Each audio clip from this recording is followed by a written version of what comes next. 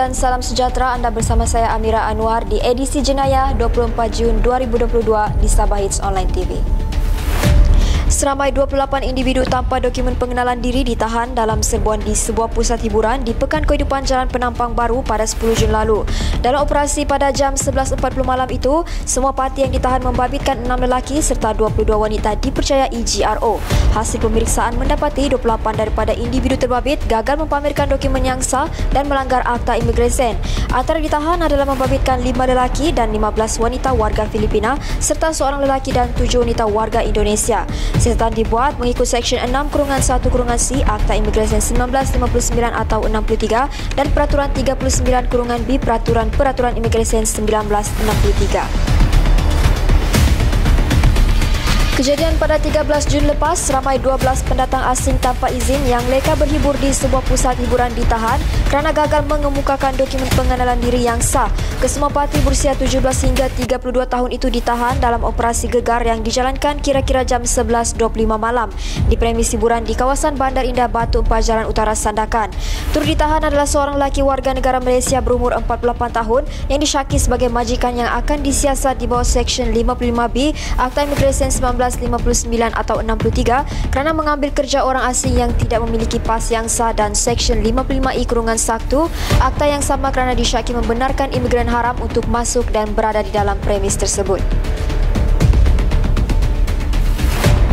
Keesokan harinya pula, seramai 17 lelaki ditahan kerana disyaki terbabit dalam satu pergaduhan di luar sebuah pusat hiburan di Bandar Utama Batu 6 Sandakan. Timbalan Ketua Polis Daerah Sandakan Superintendan Muhammad Hamizi Halim berkata, semua lelaki berusia 19 hingga 40 tahun itu ditahan sepasukan anggota dari bahagian siasatan jenayah Ibu Pejabat Polis Daerah Sandakan selepas video pergaduhan itu tular di media sosial. Kes itu disiasat di bawah Seksyen 147 Kanun Keseksaan kerana merusuh dan sabit kesalahan boleh dipenjara sehingga 2 tahun atau denda atau kedua-duanya sekali.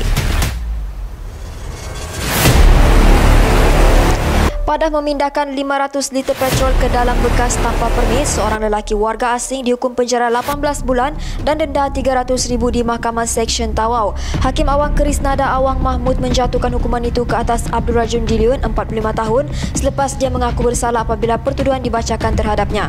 Tertuduh ditangkap ketika sedang leka mengisi minyak petrol di sebuah stesen minyak ke dalam 20 bekas yang dipercayai diangkut menggunakan kereta sorong. Berikutan itu, dia melakukan kesalahan mengikut Seksyen 20-1 Akta Kawalan Bekalan 1961 yang boleh dihukum di bawah Seksyen 22-2 Akta 122. Mahkamah turut memerintahkan dia dipenjara 2 tahun jika gagal membayar denda.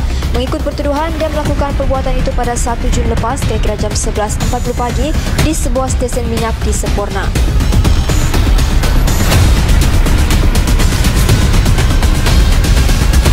Seorang anggota penguat kuasa di Berkas Suruhanjaya Pencegahan Rasuah Malaysia selepas disyaki meminta dan menerima rasuah kira-kira RM5,000 bagi urusan pengeluaran kad pengenalan warga negara Malaysia. Menurut sumber, suspek berusia 42 tahun itu ditahan di Pejabat SPRM Sandakan kira-kira jam 9.30 pagi pada 15 Jun ketika hadir memberi keterangan.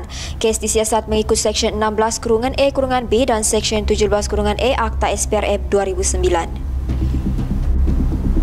Kementerian Perdagangan Dalam Negeri dan Hal Ehwal Pengguna Sabah menyerbu 4 premis perniagaan di sekitar Kota Kinabalu dan menyita 1,355 barangan aksesori wanita dan wangian jenama Louis Vuitton, Chanel dan Victoria's Secret yang disyaki tiruan pada 13 Jun 2022.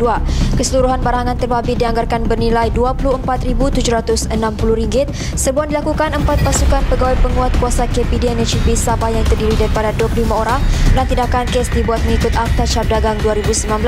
Kes ini disiasat mengikut Seksyen 102-1-C Akta Cap Dagangan 2019 iaitu mempunyai dalam milikan bagi maksud perdagangan barang-barang yang suatu cap dagangan berdaftar dipakaikan dengan salah. Jika sabit kesalahan, boleh didenda tidak melebihi RM10,000 bagi setiap barang atau dipenjara tidak melebihi 3 tahun atau kedua-duanya, dan bagi pertubuhan perbadanan boleh didenda tidak melebihi RM15,000 bagi setiap barangan. Pada 17 Jun di Sandakan, seorang lelaki disyaki pengedar dadah ditahan bersama 38.52 gram syabu dalam satu operasi di Kampung Sentosa Batu 10 Jalan Labuk. Dalam kejadian kira-kira jam 8.30 malam itu, lelaki berumur 35 tahun terbabit ditahan oleh pasukan gerakan AM selepas pemantauan selama sejam di kawasan perkampungan berkenaan. Pasukan operasi membuat serbuan dan pemeriksaan terhadap rumah suspek selepas menerima maklumat dan hasil pemeriksaan menemukan 6 paket plastik kecil lutsinar yang mengandungi ketulan hablur jenis yang dipercayai dadah jenis syabu. Suspek kemudiannya dibawa ke Ibu Pejabat Polis Daerah Sandakan untuk siasatan dan tindakan selanjutnya. Baru-baru ini pada 21 Jun, seorang lelaki ditahan SPRM selepas dipercayai cuba merasuah pegawai polis sebanyak RM650 bagi mengelak dikenakan tindakan selepas memandu tanpa lesen. Sumber berkata, suspek berusia 38 tahun yang bekerja sebagai buruh terbabit ditahan di Pejabat SPRM Sabah. Pengarah SPRM Sabah S. Karunati mengingatkan orang ramai supaya tidak memberikan sebarang sokongan kepada mana-mana anggota penguat kuasa atau pejabat awam kerana ia merupakan satu kesalahan di bawah Seksyen 17(B Akta SPRM 2009. Sekian edisi Jenayah untuk hari ini. Saya Amira Anwar, Sabah Hits Online TV.